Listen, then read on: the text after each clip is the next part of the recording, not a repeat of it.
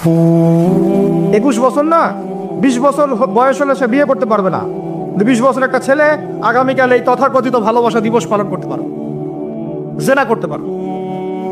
কেউ বলার কিছু নাই, কেউ বলার নাই, কেউ দেখার নাই, চলছে মানে এভাবেই চলছে। সমুদ্রের পাড়িতে ভেসে গেছি আমরা। একটা মেয়ের বয়স 17 বছর, সে কালকে জেনা করবে। অগণিত মেয়ে কালকে 17 বছরের মেয়ে জেনা করতে পারে, আল্লাহ হেফাজত করুন। কিন্তু এ এখন বিয়ে করতে পারবে না। বিয়ে করতে গেলে সমস্যা।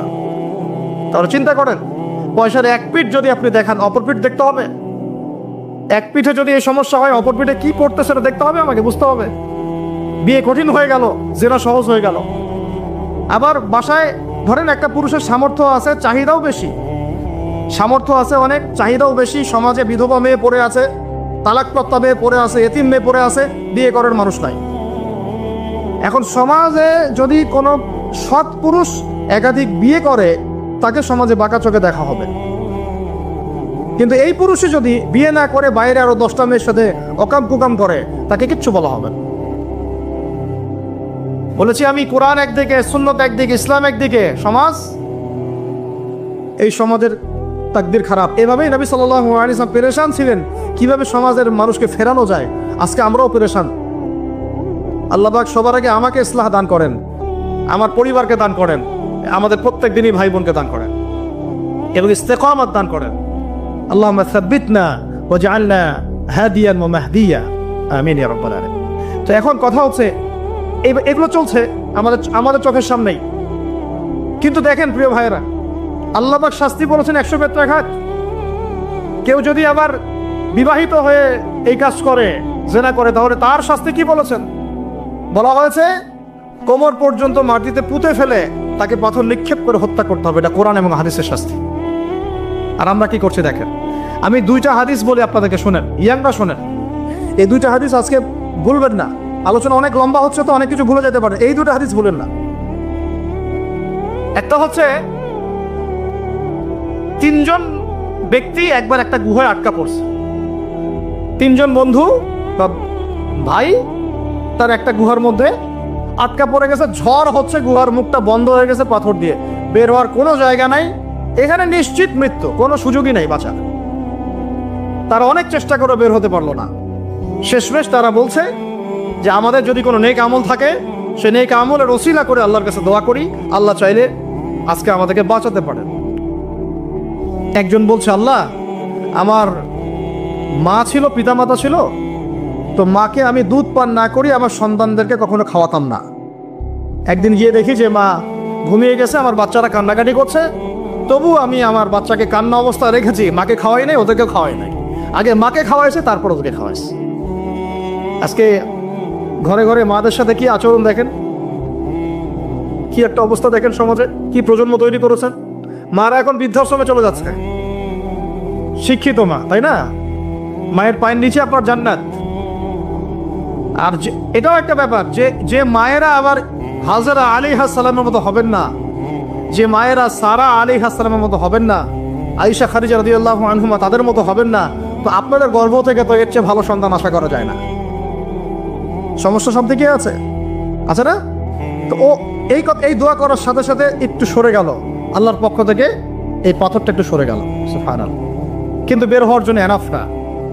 এরপরে আরেকজন দোয়া করছে যে আল্লাহ, আমার একজন কর্মচারী ছিল, টাকা পাইতো আমার কাছে কিছু, তো সে একদিন বেতন না নিয়ে চলে গেছে।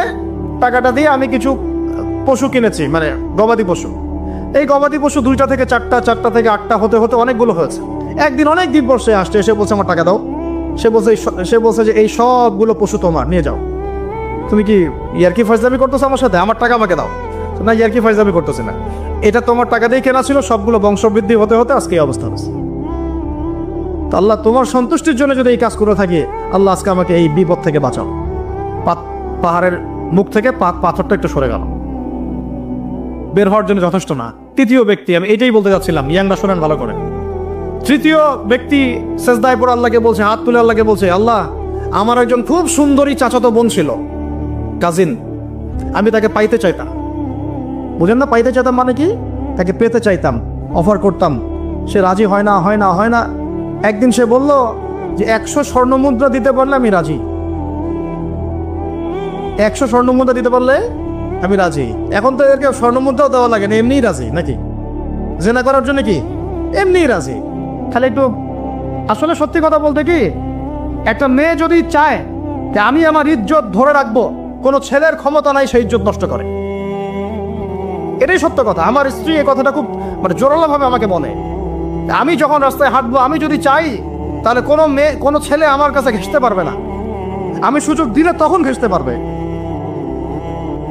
একটা মেয়ে যদি চায় যে একটা ছেলে আমার সাথে ইটিস পিটিস করুক, সে ছেলে করবেই করবে। একটা মেয়ে যদি চায় যে একটা ছেলে আমার পর্যন্ত আসতে পারবে না, আমি আমার ব্যক্তিত্ব গায়রত বজায় রাখবো, আমি ডিস্টেন্স মেনটেন করবো, আমি কোনো সুযোগ দিব না, ছেলে সুযোগ পাবে না কখনো। এত সহজ না।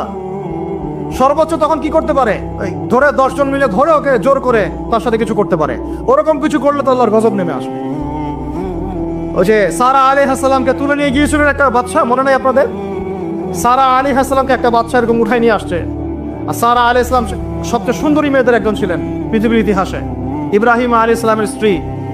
তখন তিনি হাত বাড়াচ্ছে তার দিকে ধরার জন্য। আর সারা আলাইহিস সালাম তখন বলছে, দাঁড়ান, আমাকে 2 রাকাত নামাজ পড়তে দেন।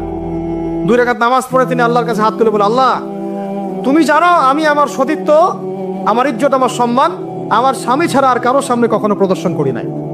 আজকে জালেমের হাত থেকে আল্লাহ তুমি আমাকে বাঁচাও। ওইদিকে ইব্রাহিম আলাইহিস সালাম নামাজে দাঁড়িয়ে গেছেন।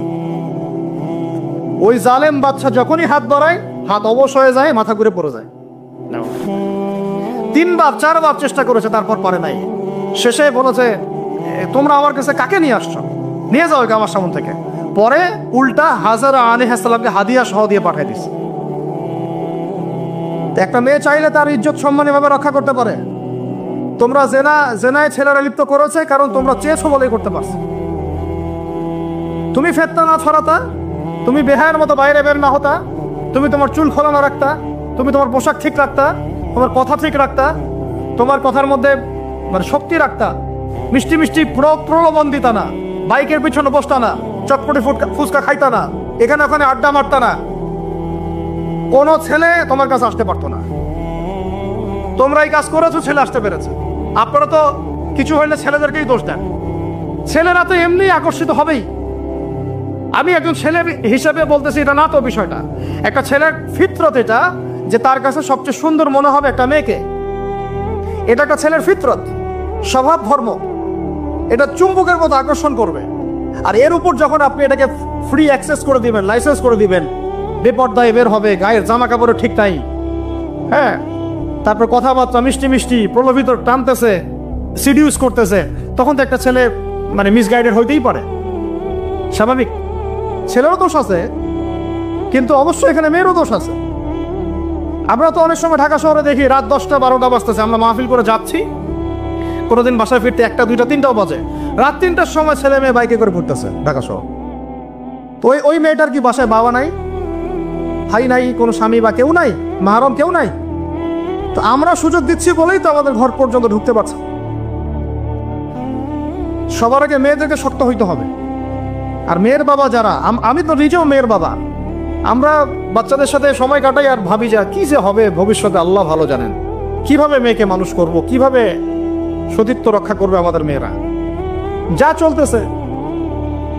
চলতেছে অনেক মাদ্রাসার মেয়ে পর্যন্ত নষ্ট হয়ে গেছে। আপনারা জানেন না তো, আমরা জানি কথা। মাদ্রাসায় পড়ুয়া বহু মেয়ে নষ্ট হয়ে গেছে। যতদিন পর্যন্ত এদের হাতে মোবাইল ফোন ছিল না, ইজ্জত ঠিক ছিল। মোবাইল ফোনটা যখনই ঢুকেছে, ইজ্জত নষ্ট হয়ে গেছে বহু মেয়ের। আমি এরকম জানি, বলতে চাচ্ছি না। যাই হোক, ওই জায়গায় আসেন, ওই ছেলেটা তখন 100 স্বর্ণ মুদ্রা অর্জন করেছে, কষ্ট করে আর্ন করেছে। যে আপনাদেরকে বলে যে নিজের পায়ে দাঁড়াও, তারপরে তোমার সাথে রাজি। সে অনেক কষ্ট করে 100 স্বর্ণ মুদ্রা অর্জন করে মেয়ের কাছে গিয়েছে, চাচাতো বোনকে বলেছে যে স্বর্ণ মুদ্রা নাও, এখন বলো তুমি রাজি না। সে মেয়ে বলছে হ্যাঁ ঠিক আছে। তো এখন দুজনের মধ্যে যা হওয়ার তাই হচ্ছে। অ্যাডাল্ট আপনারা সবাই বুঝেন। কিন্তু এখন মূল যে কাজটা, স্বামী স্ত্রীর যে মূল মিলন, এই মিলনটা করার জন্যে সেই ছেলেটা বসছে। হাদিসের মধ্যে আসছে এভাবে, 2 পায়ের মাঝখানে বসে পড়ছে ছেলেটা, এখনই জাস্ট শুরু করবে। তখন ওই মেয়েটা বলে উঠছে, যে হে আল্লাহর বান্দা, আল্লাহকে ভয় করো, আমি আমার সতীত্ব কখনো নষ্ট করি নাই, তুমি আল্লাহকে ভয় করো। এই কথাটা যখনই বলছে তখন ওই ছেলের মনের মধ্যে এমনভাবে একটা রিয়াকশন জন্ম নিয়েছে, আল্লাহর পক্ষ থেকে এমন একটা নূর আর হেদায়েত চলে আসছে, ওই অবস্থা থেকে ছেলেটা উঠে চলে গেছে এবং স্বর্ণমুদ্রাও দিয়ে দিচ্ছে, যে স্বর্ণমুদ্রাও আমার দরকার নেই, যা। এবার সেই গুহার মধ্যে বন্দী অবস্থায় আল্লাহর কাছে হাত তুলে দোয়া করতেছে, আল্লাহ তুমি যদি জানো ওই কাজটা আমি তোমার সন্তুষ্টির জন্য করেছিলাম, আজকে আমাকে এই সাক্ষাৎ এই মওতের হাত থেকে বাঁচাও। সাথে সাথে এই পাহাড় পাথর সরে গেছে। এই হাদিসটা আমি এই কারণে বললাম, যদি আপনি আমি জেনা থেকে বেঁচে থাকতে পারি, ইনশাআল্লাহ তাআলা আল্লাহ পাক সাক্ষাৎ মৃত্যুর মতো এই আযাব থেকেও, বিপদ থেকেও আল্লাহ বাঁচাতে পারেন। এটা একটা হাদিস, সবাই মনে রাখবেন। দ্বিতীয় একটা বলি, এটা আমাদের সব বিবাহিতদের জন্য। আজকে তো বিবাহিতরাও অভাব নাই, আর আমি আশ্চর্য হয়ে যাই যে বিবাহিত একটা ছেলে, বিবাহিত একটা পুরুষ তার স্ত্রীকে এভাবে বেহায়ের মতো কিভাবে সবার সামনে শো করতে পারে। বিয়ে আপনি করলেন, মোহর আপনি দিলেন, সম্পদ আপনার, তার সতীত্ব আপনার, তার সম্ভ্রম আপনার, আপনি নিজে কেন ওকে এভাবে সবার সামনে উত্থাপন করতেছেন? টিকিট আপনি কাটলেন, সিনেমা সবাই দেখবে, ব্যাপারটা এরকম। কি অবস্থা! আবার কোন কোন ঘরে দেখা যায় স্বামীরা কন্ট্রোল করতে চাচ্ছে, কিন্তু মেয়ে বা স্ত্রী কন্ট্রোলে থাকতে চায় না। স্বামীকে বলে তুমি বেশি হুজুর হয়ে গেছো, বেশি বেশি হুজুর হয়ে গেছো। এই যুগে এগুলো চলে, এটা আধুনিকতার মডার্ন যুগ। এই করতে করতে আমাদের সমাজে পরকীয়া ছড়ায় পড়ছে। এখন এই পরকীয়া বলতে কি হাদিসটা কথা মাথায় আসছে, আল্লাহর নবী সাল্লাল্লাহু আলাইহি ওয়াসাল্লামের একজন সাহাবী, মহিলা সাহাবী। কি সাহাবী বলেন? এরকম ঘটনা দুই একটা ঘটেছে, আমি একটা বলতেছি খালি। মদিনা মহিলা সাহাবী কোনো একভাবে এরকম একটা অঘটন ঘটে গেছে। মানুষ তো হতে পারে, মানুষ তো পাপ করবে, তাই না? হতে পারে। এখন তিনি গর্ভবতী হয়ে গেছেন। নবী সাল্লাল্লাহু আলাইহি ওয়াসাল্লামের কাছে এসে বলছেন, ইয়া রাসূলুল্লাহ তাহিরনি, আমাকে পবিত্র করেন, আমি অনেক বড় অন্যায় করে ফেলেছি। নবী সাল্লাল্লাহু আলাইহি ওয়াসাল্লাম মুখ ঘুরিয়ে নেন, মুখ ঘুরিয়ে নিয়ে বলেন যে বাসায় যাও, তওবা করো, আল্লাহ মাফ করে দিবে। নবীজি শুনতে চাচ্ছেন না, কারণ শুনলে কোর্টে মামলা আসলে তো বিচার করতে হবে। তিনি বলছেন যে বাসায় যাও, বাসায় যা আল্লাহর কাছে ইস্তেগফার করো, আল্লাহ মাফ করে দিবেন।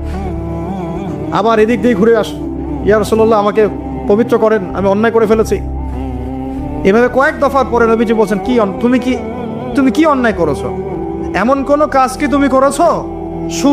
সুরমা দানিতে সুরমা নেয়ার সময় আমরা যেভাবে নেই, এরকম কোন কাজকে তুমি করেছো?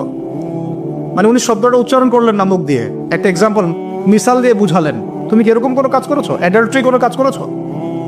তো তিনি বলছেন, হ্যাঁ আমি গর্ভবতী হয়েছি। নবী সাল্লাল্লাহু আলাইহি ওয়াসাল্লাম আমার বিচার করে দেন। তিনি বলছেন যে বাসায় যাও, আগে সন্তান জন্ম দাও, তারপরে দেখা যাবে। সন্তান জন্ম হলো, সেই মহিলা আবার এসেছেন সাহাবী, ইয়া রাসূলুল্লাহ আমার বিচার করে দেন। বলছেন সন্তান জন্ম হয়েছে, হ্যাঁ। এখন সন্তান কি করে? দুধ পান করাও, 2 বছর দুধ পান করাও, তারপরে বিচার করে দেব। 2 বছর দুধ পান করা শেষ, সন্তান এখন শক্ত খাবার খেতে পারে। কোলে করে সন্তানকে নিয়ে আসছেন, নবী সাল্লাল্লাহু আলাইহি ওয়াসাল্লামকে বলছেন যে ইয়া রাসূলুল্লাহ, এই যে আমার বাচ্চা দেখেন খেতে পারে, এখন একে আমার বিচার করে দেন। দেখেন তাদের পরকালের কনসেপ্টটা কেমন ছিল, তাদের পরকালের চেতনা কেমন ছিল। এবার নবী সাল্লাল্লাহু আলাইহি ওয়াসাল্লাম বলেন, তোমাদের মধ্যে কে আছো এই বাচ্চার দায়িত্ব নিতে পারো? একজন আনসারী সাহাবী বলছেন, আমি। বাচ্চা তার কোলে দিলেন, দিয়ে বলেন এই তাকে নিয়ে যাও, নিয়ে গিয়ে অমুক জায়গায় নিয়ে তাকে রজম করো। কি করো? রজম মানে কি ভাই? কোমর পর্যন্ত মাটিতে গেঁথে দিয়ে পাথর নিক্ষেপ করে, এই রজম করতে গিয়ে তার গা থেকে রক্ত ফিনকি বের হয়ে কোন একজন সাহাবীর, সম্ভবত খালিদ ইবনে ওয়ালিদ রাদিয়াল্লাহু আনহুর জুব্বার মধ্যে গিয়ে লেগেছে। তো তিনি কিছুটা তাচ্ছিল্যের স্বরে একটা বাক্য প্রয়োগ করেছেন যে ছি, এটা কেমন হলো? হ্যাঁ, মানে কিছু বলেন নাই, জাস্ট একটা রিয়াকশন দিয়েছেন যে এত। নবী সাল্লাল্লাহু আলাইহি ওয়াসাল্লাম এই কথাটাই বলতে চাচ্ছি আমি। তিনি বলেছেন, হে খালিদ, তুমি থামো, তুমি তাকে এভাবে করো না, আন্ডারএস্টিমেট করো না। এই নারী এই অপরাধ করার পরে যে পরিমাণ ইস্তেগফার করেছে, আল্লাহর কাছে তওবা করেছে, তওবা যদি মদিনাবাসীর মধ্যে ভাগ করে দেওয়া হয় তাও কম হবে। এই ঘটনা একটা ঘটেছে, আরেকজন সাহাবীর সাথে ওই ঘটনা ঘটেছে, পুরুষ সাহাবী। নবীজি বলেছেন, তোমরা তাকে তাচ্ছিল্য করো না, কারণ আমি দেখছি সে এখন জান্নাতে সাঁতার কাটতেছে। আর আমরা এই যে পরকিয়া, দেখেন পরকিয়া করলে, পরকিয়ার মাধ্যমে কেউ যদি ব্যভিচার করে ফেলে, নাউজুবিল্লাহ আউযুবিল্লাহ, তাহলে এই পৃথিবীতে বাঁচার অধিকারটা সে হারায় ফেলে। পৃথিবীতে কি হয়, বাঁচার অধিকারটা সে হারায় ফেলে। ঠিক কেউ যদি সমকামিতা করে, এই পৃথিবীতে বাঁচার অধিকারটা সে হারায় ফেলে। নবীজি স্ট্রেট বলেছেন, ফাকতুলুল ফাইলা ওয়াল মাফউলা বিহি, যে করবে যার সাথে করা হবে দুটাকেই হত্যা করে ফেলো। কেউ যদি ধর্ষণ করে, বাঁচার অধিকারটা হারায় ফেলে। কিছু পাপ আছে যেগুলো করলে তওবা ইস্তেগফার করা যায়, আল্লাহ হয়তো মাফও করে দিবেন, কিন্তু পৃথিবীতে বাঁচার অধিকারটা মানুষ হারায় ফেলে। এইটাকে আমরা এইভাবে প্রমোট করতেছি এখন। কে কে এগুলো নিয়ে মানে ফিকির করে এখন, মনে করে যেটা তো আধুনিকতা। অনেকে ওয়াইফ, একটা শব্দ আছে ওয়াইফ সুইপিং, একজনের ওয়াইফকে আরেকজনকে দিবে, ওর ওয়াইফকে সে নিবে, রাত কাটাবে। নাউজুবিল্লাহ, এটা পশ্চিমা সভ্যতা থেকে আসতেছে, জানেন। চোখ কান খোলা রাখেন, আমরা নিজেরা অনেক বক ধার্মিক সাজার চেষ্টা করতেছি, কিন্তু সমাজটা নষ্ট হয়ে যাচ্ছে। এটাকে সংস্কার করার দায়িত্ব আমাদের। এর উপরে তো আবার বাণিজ্য আছে, মানে এটা তো বাণিজ্যিক একটা প্ল্যাটফর্ম হয়ে গেল। যত বেশি পারো বাণিজ্য করো। এটা উপলক্ষে অমুক ছাড়, এইটা উপলক্ষে তমুক, এইটা উপলক্ষে অমুক নাটক, এটা উপলক্ষে অমুক গান, এই উপলক্ষে অমুক সিরিয়াল, এই উপলক্ষে অমুক টেলিফিল্ম। এই যে বাণিজ্য, এগুলো কিন্তু কর্পোরেট জগতে যারা থাকে, এই কর্পোরেট সেকশনের মানুষের একটা বাণিজ্য। একটা দিবসকে কেন্দ্র করে বিশাল একটা বাণিজ্য করে আপনার ইমান আমল কোথায় যায়, যাক, ওর পকেটে টাকা আসলেই হইল। আল্লাহ রাব্বুল আলামিন আমাদের সবাইকে এই চলমান জাহেলিয়াতগুলোর বাস্তবতা বোঝার তৌফিক দান করেন।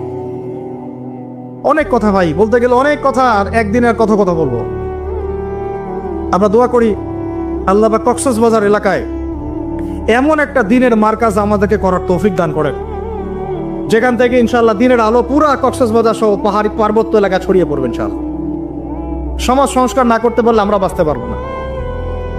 আপনাদের মধ্যে যাদের সামর্থ্য আছে, কেউ জমি দিয়ে হলে সাহায্য করেন, কারো যদি সামর্থ্য থাকে অর্থ দিয়ে হেল্প করেন, কারো বুদ্ধি আছে বুদ্ধি দিয়ে, পরামর্শ দিয়ে সহযোগিতা করেন। দিনের স্বার্থে, আল্লাহর জন্য, তার রাসূলের দিনকে টিকিয়ে রাখার স্বার্থে, সমাজের জাহিলিয়াতগুলো দূর করার স্বার্থে দিনই মার্কাজগুলো প্রতিষ্ঠা করার কোনো বিকল্প নাই। অযথা একদিনের মাহফিল দিয়ে আমি আসলাম, চলে গেলাম, 1 বছর আপনার সাথে আমার দেখা নাই, আপনি সমাজ সংস্কার করতে পারবেন না। এভাবে দিন কায়েম হয় না। ইকামতে দিন অনেক কঠিন বিষয়। প্রত্যেক দিন প্রত্যেক রাতের মেহনতের উপর দাঁড়ায় থাকবে ইনশাআল্লাহ। আল্লাহ পাক আমাদেরকে এই বেহায়া দিবসকে বর্জন করার তৌফিক দান করুন। এই পশ্চিমাদের ফাঁদ থেকে আল্লাহ আমাদেরকে বাঁচায় রাখেন। আল্লাহ রাব্বুল আলামিন আমাদের সবাইকে যেন এই জেনা, ব্যভিচার, পরকিয়া, তারপরে সুদ, মাদক, সমকামিতা, ট্রান্সজেন্ডার, এই সমস্ত ফিতনা থেকে আল্লাহ আমাদেরকে হেফাজত করেন। আমাদের যুবক যুবতীদেরকে আল্লাহ পাক খাস করে এই চলমানের জাহিলিয়াতগুলো থেকে হেফাজত করেন। আমি প্রত্যেক পরিবারের কর্তা সতর্ক হয়ে যান। প্রত্যেক পরিবারের যে ভাই আছেন, যে বাবা আছেন, সতর্ক হয়ে যান। আপনার পরিবারটাকে আপনি শক্ত হাতে দমন করেন, কঠোরভাবে, দেখবেন ইনশাআল্লাহ অ্যাটলিস্ট আপনার ঘরটা পবিত্র রাখেন। সবাই যার যার পরিবারের দায়িত্ব নেই, ইনশাআল্লাহ দেখবেন সমাজ ঠিক হয়ে গেছে ইনশাআল্লাহ। আমার স্ত্রীকে আমি এইসব করতে দিব না, ওর ক্ষমতা আছে করবে, করলে ওকে আমি তালাক দিয়ে রেখে দিব, শেষ, সোজা কথা। ও আমরা এইভাবেই কথা বলি বাসায়, এক কথায় চলবে, এক কথায় উঠবে, এক কথায় বসবা, দ্বিতীয় কথা যেন বলতে না হয়। একদিন একটা ইস্যু নিয়ে মানে ঝগড়া তুল কালাম হয়ে গেল। আমি রাগ কন্ট্রোল করতে পারলাম না, বলছিলাম যে হাত মোজা ভালো করে পড়তে। হাত কথা বলার সময় দেখেন, যদি আমি হাতে ভাবে উঁচু করি দেখা যায় এতটুকু। আমি বাসায় গিয়ে বলছিলাম যে হাত মোজা খুব ভালো করে এই পর্যন্ত করতে। এইটুক নিয়ে মনে হয় আমি 10 মিনিট ঝাড়ি দিছি, মানে বকা দিছি আর কি। একদম মাথা নিচু করে শুনছে, একটা কথা বলে নাই। আমি আমার পরিবারকে ঠিক করলে কেন আমার মানে স্ত্রী বাইরে যাবে, কিভাবে যাবে? আমি বলতেছি না যে সে বাইরে যাইতে পারবে না, প্রয়োজনে তার প্রয়োজন পূরণ করতে পারবে না, এমন তো না বিষয়টা। বেপরদায় এভাবে যাবে কেন? বেপরদায় ফিতনার মধ্যে কেন যাবে? আমার মেয়ে, আমি জন্ম দিলাম, আমি বড় করতেছি, আমি খাওয়াই, মানে আমি খাওয়াই বলতে মানে কি, আমরা উপার্জন করে আমরাই খেতে খাওয়াই নাকি? আমরা ওসিলা না রিজিকের, আমরা কামাই রোজগার করে নিয়ে আসি। আমি খাওয়াই বলতে বোঝাচ্ছি আমরা কামাই রোজগার করে নিয়ে আসি, আমাদের ভালোবাসা দিই, মহব্বত করি, তিলে তিলে আদর মহব্বত দিয়ে বড় করি। আমার মেয়ে কেমন করে বাইরে যায়? কেমন করে বাইরে যান? কোন সাহসে যাবে? আমি বাবা হয়ে বেঁচে থাকতেও কিভাবে যাইতে পারবো? গেলে ওকে একদম খাবার বন্ধ করে দিবে। আমার ছেলে বালেগ হয়েছে, নামাজে যাবে না কেন? যাবে না কেন? যদি না যায় আমি ওর খাওয়া বন্ধ করে দিব। শাসন করতে হবে সবসময়, কিন্তু মিষ্টি কথা চিরা ভিজে না। আল্লাহ পাক কোরআনের মধ্যে হেদায়েত দিতে উৎসাহিত করেছেন, এখানেই আবার আইনগুলো নাজিল করেছেন। মানে সবসময় মানুষকে দাওয়াত দিয়ে বুঝিয়ে সুঝিয়ে কাজ হয় না, মাঝে মাঝে পিটান লাগে, লাগে না? শাসন লাগে না? লাগে। তো আমরা যদি আমাদের পরিবারের মেয়েদেরকে নিয়ন্ত্রণ করতে পারি, ছেলেদেরকে নিয়ন্ত্রণ করতে পারি, দেখবেন আস্তে আস্তে ইনশাআল্লাহ এটা কমে গেছে। আর যদি এভাবেই গা ছাড়া দিয়ে দেন, আমি বলেছি বেশি দিন লাগবে না, আর 10টা বছর পরে নাউজুবিল্লাহ আমরা আশ্রয় চাই আল্লাহর কাছে, এমনটা যেন না হয়। দেখবেন যে এটা এমন হারে বেড়ে গেছে যে ঘরে ঘরে সমকামিতা ঢুকে যাইতে পারে। নাউজুবিল্লাহ, এই তাদাত, এই সংখ্যা দিন দিন বাড়তেছে। আপনাদের শহরে, আপনাদের এই অনেক অনেক, এই যে এখানে আমি অনেক মাহফিল করেছি, অনেকেই আমাকে চিরকুট দিয়েছিলেন যে ভাই এখানে সমকামিতা বেড়ে যাচ্ছে, এই বিষয়ে কিছু বললেন। চিন্তা করেন, ভিতরে ভিতরে এগুলো চলতেছে, হোটেলে হোটেলে চলতেছে। আপনারা ভালো মানুষে যে বসে থাকলে হবে না, এত ভালো মানুষ হতে আল্লাহ পাক বলেন নাই। আল্লাহ পাক বলেছেন সৎ কাজে আদেশ করো, অসৎ কাজে কি করো? নিষেধ করো। এবং আপনি আপনার জায়গায় আল্লাহ বিরোধী কোনো কিছুকে প্রশ্রয় দিবেন না। ব্যাস, সরকার কোথায় যায় যাক, প্রশাসন কি করে করুক, ওটা আমার দেখার দরকার নেই। আমি আমার জায়গা থেকে আল্লাহ এবং রাসূলের বিরোধী কোনো কাজ করব না। সিম্পল। এই যে ইতিহাসটা ওরা জানতো না, সেন্ট ভ্যালেন্টাইন্স ইতিহাসটা বলবো, ওকে জানে? এই যে কত সালে এটা বাংলাদেশে আসছে, ওরা আসলে জানে? কে নিয়ে আসলো? দেখেন, ওটা বললামই, ওটা আনার পরে জেনা, ব্যভিচার, ফেমিক্সিং, বাণিজ্য সব বেড়ে গেল। এটাকে কেন্দ্র করে কর্পোরেটরা এখন বাণিজ্য করতেছে। শুধুমাত্র এই দিবসে, শুনেন, আর এগুলো বলতে চাইনি, আমি বলতে বাধ্য হচ্ছি, শুধুমাত্র এই দিবসে কোটি কোটি টাকার কন্ডম বিক্রি হয়, জানে? এটা শুধু শুধু কয়েকটা কান্ট্রির পরিসংখ্যান। সারা বিশ্বের পরিসংখ্যান দিলে তো আপনার চোখ কপালে উঠে যাবে।